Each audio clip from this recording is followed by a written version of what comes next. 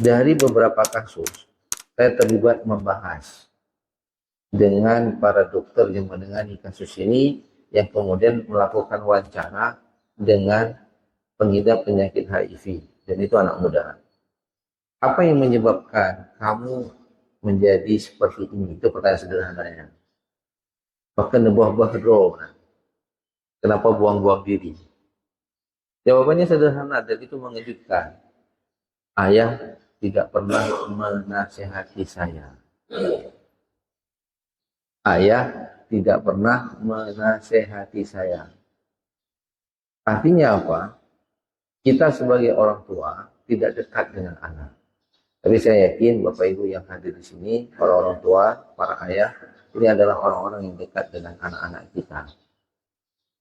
Kemudian terima kasih kepada Bapak Budi yang menyiar secara langsung di channel YouTube IDF Motivator pagi ini.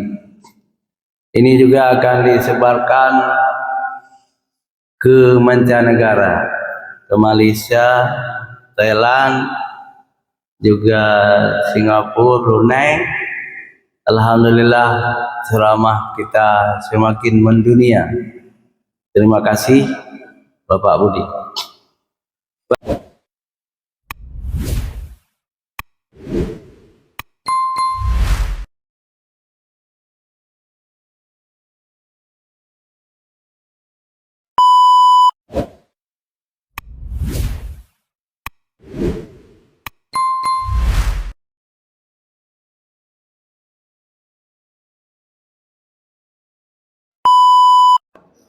Allahumma la ilma lana illa ma 'allamtana innaka antal alimul hakim wa tub lana innaka antat tawwabur rahim. Rabbi shrah li sadri wa yassir li amri wa hlul 'uqdatam min lisani yafqahu qawli.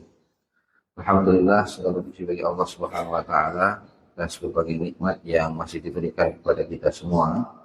Mudah-mudahan kenikmatan yang masih Allah titipkan kepada kita menjadikan kita hamba yang semakin dekat dengan Allah, semakin banyak ibadahnya, dan juga tentunya kita berharap makin meningkat amal ibadah kita dari waktu ke waktu.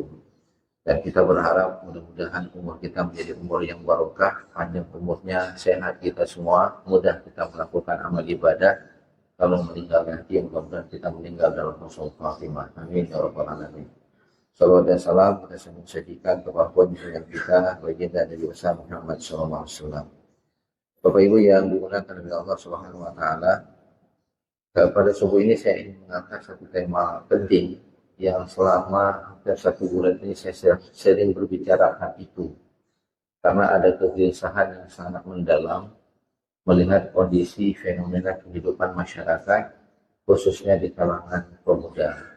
Bapak Ibu yang dimuliakan oleh Allah, kalau kita lihat fenomena ataupun yang sholat subuh pada masjid ini, subuh ini, yang umurnya 11 sampai 30 tahun tidak banyak, rata-rata kita di atas 30 tahun, rambut udah putih, sudah meninggalkan dunia hitam.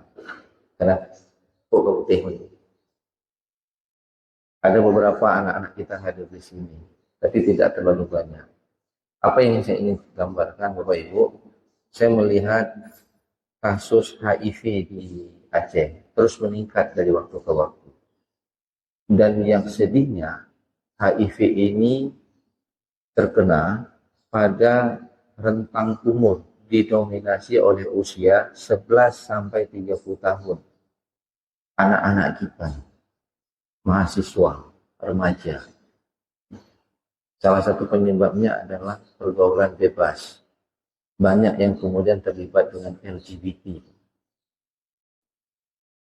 Kalau kita lihat data, Bapak Ibu yang dimuliakan oleh Allah, saya buka data kebetulan di sini ada. Tahun 2021 itu ada 180 kasus HIV. 2022 naik 277 kasus. 2023 309 kasus. 2024 itu 348 kasus. Ini kasus yang terlaporkan karena dia masuk rumah sakit. Yang belum sakit belum ada laporan, dan ini lebih banyak. Sampai dalam diskusi kita, terkadang kita mendapatkan informasi, walaupun ini nggak punya data, Bapak Ibu yang dimuliakan oleh Allah, anak-anak gadis, anak-anak perempuan, itu yang belajar, boleh dikatakan 50%-nya itu sudah tidak perawan lagi. Ini kondisi yang terjadi di tengah-tengah masyarakat kita. Bagaimana pergaulan bebas itu? Kalau Bapak Ibu sering keluar subuh, cuman memang kita sering keluar subuh, cuman mungkin jaraknya terlalu dekat ya, dari rumah ke masjid. Kalau saya dari kampus Darussalam, kalau hari ini ke masjid ini, kalau kemarin ke Masjid Al-Fitrah Ketapang, besok ke Masjid Raya Baitur Rahman, itu terkadang menemukan anak-anak muda itu duduk di jembatan, jembatan Lamjong, jembatan Pantai Perak, itu duduk mereka situ. Ada yang tidur, dia parkir motornya diparkir sampai 10 biji, sampai 5 biji, tidur mereka di situ. Ada yang ngomong-ngomong, itu azan sudah berjemaah. Itu kondisi anak-anak muda kita. Bapak Ibu yang dimuliakan oleh Allah Subhanahu wa taala, jarang di antara kita yang kemudian melihat di subuh seperti ini anak-anak muda itu sholat. Dan juga mungkin Bapak Ibu yang punya anak tidak mengajak anaknya untuk kemudian sholat berjamaah bersama orang tuanya. Bapak Ibu yang dimuliakan oleh Allah Subhanahu wa taala, dari beberapa kasus saya terlibat membahas dengan para dokter yang menangani kasus ini, yang kemudian melakukan wawancara dengan pengidap penyakit HIV, dan itu anak muda. Apa yang menyebabkan kamu menjadi seperti ini? Itu pertanyaan sederhananya. Bahkan buah-buah nah, kenapa buang-buang diri? Jawabannya sederhana dan itu mengejutkan. Ayah tidak pernah menasehati saya. Ayah tidak pernah menasehati saya. Artinya apa? Kita sebagai orang tua tidak dekat dengan anak. Tapi saya yakin Bapak Ibu yang hadir di sini, para orang tua, para ayah, ini adalah orang-orang yang dekat dengan anak-anak kita. Ada istilah sekarang, Bapak Ibu yang dimuliakan oleh Allah, anak kita sudah menjadi yatim, tapi ayahnya masih ada. Kenapa? Karena dia merasa tidak lagi punya ayah. Ayahnya bekerja, cari harta, jarang menyapa anaknya. Tidak ketemu sama si anak. Ayahnya minum kopi sama teman-temannya, waktunya lama-lama, tapi nggak pernah duduk minum kopi sama anaknya. Malah dia risih kalau anaknya ada bersama dia. Dan ini fenomena yang terjadi sekarang ini. Nah, Bapak Ibu yang dimuliakan oleh Allah, saya dulu pernah juga menceritakan dan memberikan tausiah di sini tentang tanggung jawab ayah. Tanggung jawab ayah sebagai pimpinan dalam rumah tangga. Kalau kita membuka Al-Quran, maka ada 17 ayat dalam Al-Quran yang berbicara tentang dialog antara orang tua dengan anak. Dialog ini membuktikan bahwa adanya kedekatan antara orang tua dengan anak. Apakah kita sering berdialog sama anak? Nak, cita-cita kamu menjadi apa? Nak, besok kamu mau buat apa? Nak, kamu pergi kemana? Jam berapa kamu pulang? Dengan siapa kamu duduk? Dengan siapa kamu bermain? Pernahkah kemudian kita bertanya kepada anak-anak kita? Ada ayah yang begitu soleh, lama dia masjid, lama dia berzikir. Tapi dia nggak risau anaknya itu sekarang sholat subuh apa enggak. Bapak risau, anak-anak kita ini sedang sholat subuh atau sedang tidur sekarang. Di mana peran kita? Nah, kalau kita membuka 17 ayat yang ada di dalam Al-Quran yang berbicara tentang dialog antara orang tua dengan anak, maka ada 14 ayat, itu dialognya adalah antara ayah dengan anak. Antara ayah dengan anak. Dulu di pesantren Darul Hijrah, pesantren yang saya pimpin, yang sekarang sudah menjadi Darul Quran, kita menerima anak-anak yatim tsunami. Itu hampir 500 orang. Anak-anak yang besar tanpa ayah, tanpa ada tempat dia melakukan curhat, itu secara mentalitasnya tidak sehat. Dan itu ada penelitian yang dilakukan di salah satu university di Michigan, mengatakan bahwa seorang anak yang tidak dekat dengan ayahnya, itu ada 4 yang akan menjadikan merubah pola ataupun membentuk karakter dia. Karakter yang pertama itu adalah meningkatnya penyalahgunaan ataupun meningkatnya bahaya pergaulan seksual mereka. Karena tidak ada guidance, tidak ada yang mengajarkan mereka. Kemudian yang kedua, menimbulkan kemiskinan. Yang ketiga, mereka itu rusak dari sisi emosi, cepat marah. Maka pengalaman saya ketika kemarin di pesantren Darul Hijrah kita terima anak-anak yatim, itu emosi mereka itu memang nggak stabil. Cepat marah, suka memecah, suka melempar, suka berkelahi. Nggak stabil karena mereka tsunami, ayahnya hilang. Ayahnya meninggal dunia, ibunya tidak ada. Jadi Bapak Ibu yang dimuliakan oleh Allah Subhanahu wa taala, fungsi ayah ini menjadi sangat penting. Dan di dalam Al-Qur'an 14 dialog ayat yang menceritakan antara orang tua, itu 14 ayatnya adalah ayah yang berdialog dengan anaknya. Nanti kita lihat salah satunya. Kemudian yang kedua, baru 2 dialog antara ibu dengan anak. Ini juga membuktikan bahwa pendidikan itu tanggung jawabnya ayah, bukan ibu.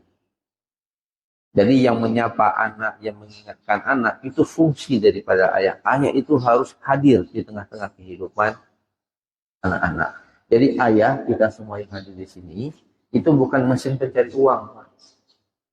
Dari pagi, cari uang, bawa pulang, kasih uang untuk anak. Bukan. Bukan hanya itu yang dibutuhkan oleh anak, tapi mereka butuh dialog, mereka butuh belayan, mereka butuh tempat curhatan. Satu ayat itu dialog tanpa menyebutkan ayah ataupun ibu dengan anak. Nah, sekarang kita lihat contohnya. Ada 2 contoh saya kutip di sini. Yang pertama, Nabi Ibrahim alaihissalam. Bagaimana dialog yang dibangun. Ini cerita yang sering diceritakan ketika menjelang hari raya kurban. Falamma balagha sa'ya qala ya bunayya inni ara fil manam anni asbahuka fanzur madza tara. Yang saya ingin angkat di sini adalah dialog ayah dengan anak. Apa dikatakan oleh Nabi Ibrahim? Ini perintah Nabi Ibrahim untuk menyembelih Ismail. Tapi menariknya Nabi Ismail hendak dipegang. Ini perintah Tuhan. Katim hakatim kukuh mereka. Hendak dipegang lagi dia. Tapi Nabi Ibrahim mengatakan, aku datang perintah dari Allah, mimpi untuk menyembelih kamu. Bagaimana pendapatmu, nak? Terkadang kita, ketika menyuruh dia untuk sholat, kita tidak bangun dialog. Nak, kajak semayang, hanya kajak tanpa. Yang ada perintah, yang ada ancaman demi ancaman. Sehingga si anak itu ketakutan. Dia nggak ngerti kenapa kemudian dia harus sholat. Kenapa? Karena nggak pernah didialogkan, nggak pernah diajarkan. Ayah itu yang ada perintah. Jadi ayah itu jadi momok bagi seorang anak. Bukan jadi teman.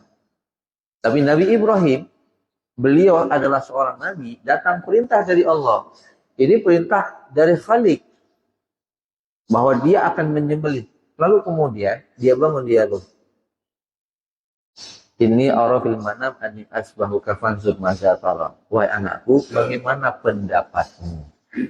Bagaimana pendapatmu? Dan menariknya, jawabannya pun di luar logika kemanusiaan. Qala ya abatif al-ma tu'mar satajiduni insyaallah minasabir. Buat ayah, enggak apa-apa sembelih diriku. Engkau akan dapatkan diriku dalam keadaan sabar. Subhanallah. Ini dialog.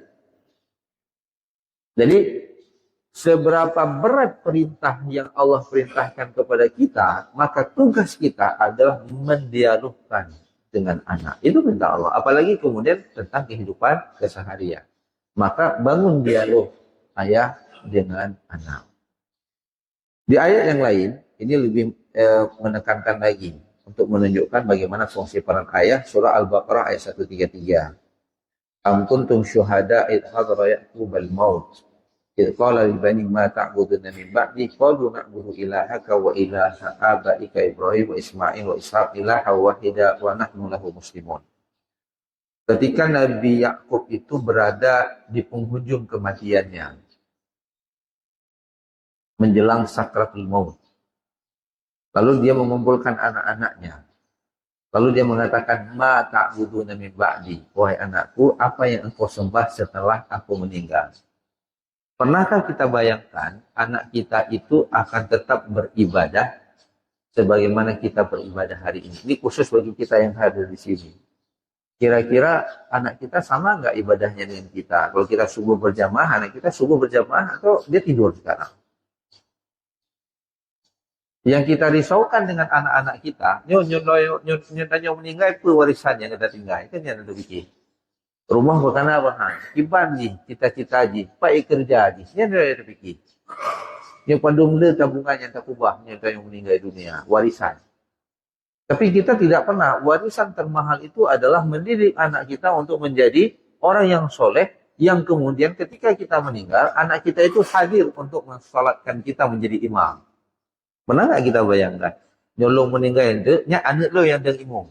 Kita bisik sama Pak Imam. Jadi kalau saya meninggal, biar anak saya yang jadi imam. Atau kita bisik sama anak kita, nak, kalau ayah meninggal dunia, kamu ada di sini, maka kamu yang menjadi imam, memimpin sholat jenazah ayah. Bisakah dia memimpin doa ketika ayahnya meninggal dunia? Tapi yang kita pikirkan, nyolong meninggal, kira-kira rumah pekana apa? Ya, itu yang sering kita bayangkan. Apalagi kemudian kita sudah punya cucu. Kamu pikiran ayo. Nah, kalau cucu kan kalau lebih sayang dibandingkan anak ngelong. Lah kira-kira. Tapi Nabi Yakub alaihissalam dia bertanya kepada adanya, ma ta'buduna min ba'di. Apa yang kamu sembah? Nak, apakah kesolihanmu tetap kalau ayah tidak ada lagi? Ataupun kamu ibadah kemarin karena takut sama ayah? Tancam ni yang kata maya, yang kukuh pengjajan. Akhirnya, si anak takut sama saya. Pas ayahnya meninggal dunia, ayah kagum, anak pun dia bebas. Nauzubillah min dzalik. Apa jawaban anak-anaknya? Qalu na'budu ilahaka. Ini menarik. Wa ilaha abaika Ibrahim wa Ismail wa Ishaq ilaha wahida wa nahnu lahu muslimun. Wahai ayah, kami akan menyembah Tuhan yang ayah sembah. Enggak disebut di ayat ini. Qalu na'budullah. Wahai ayah, kami akan menyembah Allah. Enggak. Walaupun mereka tahu yang disembah oleh ayahnya adalah Allah. Tapi yang disebut oleh anak-anaknya, qalu na'budu ilahaka ya wahai ayah, kami akan menyembah Tuhan yang ayah sembah. Artinya apa? Si anak itu melihat ibadah yang dilakukan oleh ayahnya. Artinya, anak itu hadir dalam ibadah ayahnya. Dan ayahnya menghadirkan anaknya untuk sama-sama ibadah kepada Allah Subhanahu wa Ta'ala. Maka, ayah menjadi qudwah, menjadi contoh. Jadi Bapak Ibu yang dimuliakan oleh Allah Subhanahu wa Ta'ala, terkadang kesolihan orang tua tidak diikuti oleh kesolihan si anak. Dan salah satu Bapak Ibu yang dimuliakan oleh Allah Subhanahu wa Ta'ala yang menyebabkan anak kita nantinya ketika kita meninggal dunia, lalu kemudian anak kita menjadi anak yatim, yang bisa menggarasi hidupnya, salah satu adalah kesolihan orang tua yang turun kepada anaknya. Dan ini pernah saya ceritakan di sini, kisah Nabi Khidir dengan Nabi Musa alaihissalam. Nabi Khidir ketemu Nabi Musa, perjalanan bersama, yang pertama dia bocorkan kapal. Dalam soal kahfi. Kemudian yang kedua, dia bunuh anak. Dan yang ketiga, dia bangun rumah. Wa ammal jidar fakana lil ghulamaini yatimaini. Adapun dinding rumah ini itu milik dua anak yatim. Lalu ketika Nabi Musa nanya, kenapa engkau nggak minta ujroh uang dari bangunan yang engkau dirikan? Apa dijawab oleh Nabi Khidir? Wa kana abuhuma sholihan. Aku bangun rumah ini karena ayahnya adalah orang soleh. Jadi kesolihan itu perlu kita turunkan Bapak Ibu. Jadi ketika Bapak Ibu hadir ke sini, bawa anak-anak sholat. Ajak mereka. Pastikan, kalaupun dia tidak sholat sama kita, mungkin karena dia kuliah di tempat yang lain, pastikan anak kita hadir sholat subuh di masjid, di dekat rumah, di dekat tempat kos dia tinggal. Kalau anak kita masih hadir di rumah kita, bangunkan dia. Yuk nak sholat sama ayah. Pastikan dia berjamaah. Dan ini akan memitigasi resiko pasca kematian. Allah akan hadirkan orang-orang soleh untuk membantu anak kita. Kadang-kadang dalam kehidupan di masyarakat ya, saya kan sering tanya, nya anda tahu. Pasti bilang anak si pulang, oh mak ayahnya baik kali, kita bantu dia. Tapi juga saya punya pengalaman ya, membantu seseorang, lalu kemudian saya nggak bilang siapa ayahnya. Setelah dibantu, saya bilang, Don nanduri ya haji kau. Lalu hanalunduri Ustaz. Saya bilang ayahnya si pulang. Apa dia bilang? Alah hai Ustaz, nyoku tupu dari mononyan ya haji, hampu bantu ji. Kenapa? Ternyata ayahnya punya masalah yang dia pernah mendapatkan masalah dengan ayah. Anaknya baik, anaknya hafiz Quran. Tapi ayahnya punya masalah. Sengaja saya nggak bilang, karena saya takut dia menilainya secara tidak baik. Karena dia melihat kepada ayahnya. Artinya apa yang ingin saya sampaikan kepada kita semua, Bapak Ibu yang dimuliakan oleh Allah Subhanahu wa Ta'ala, bahwa kesalihan orang tua yang turun kepada anak itu akan memberikan kebaikan kepada anak dan juga kepada kedua orang tua. Maka jangan pernah kita sebagai ayah tidak pernah menyapa, mengajak anak-anak kita untuk berdiskusi, berbicara.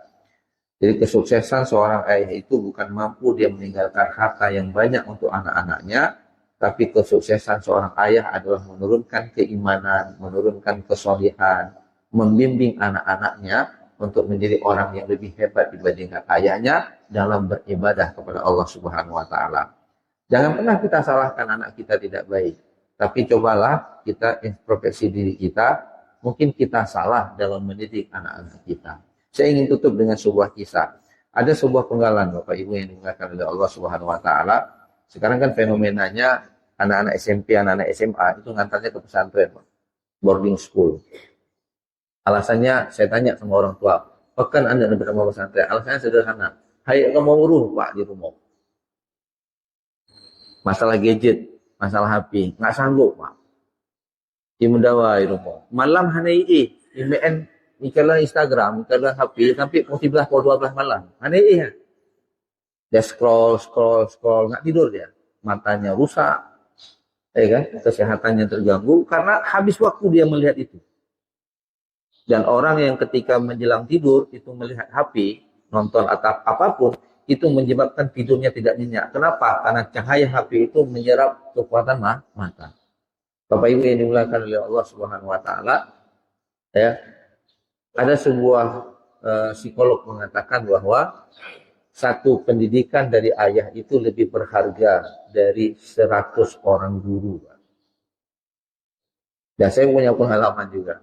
Anak-anak kita didik di pesantren bagus, hafal Quran, baca Quran. Pulang 2 hari ke rumah, balik-balik sifatnya. Kenapa? Sampai ke rumah, dia kelam berkatin mbak ayah. Sehingga sering orang wali santri itu nelpon, Ustaz kalau boleh liburnya jangan panjang-panjang. Nyonaji di rumah kamu hai madu. Kenapa? Karena ayahnya tidak hadir untuk mendidik anaknya. Jadi nyonya pray, nyonya bubaga. 2 orang balik aja. Baik nak pray. Sakit kepala dia melihat anaknya di rumah. Kalau di pesantren, jelang subuh, sok bangun langsung sholat ya. Ya kan? Kenapa? Takut sama Ustaz. Nyonya di rumah, ibu gak ada ya.